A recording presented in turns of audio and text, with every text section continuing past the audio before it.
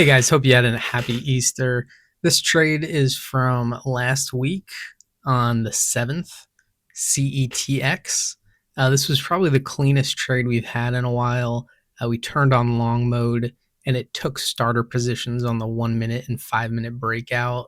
It really did not dip at all the entire time. You can see we hit our first compounding add target of 148 to bring us up to 4,000 shares, and it just did not dip. So it was a nice steady grind upwards. You'll see the 148 TP section turn green right there, and we've increased our shares to 4,000. The next compound add target is 155. Which once that hits brings us to a total of 10,000 shares.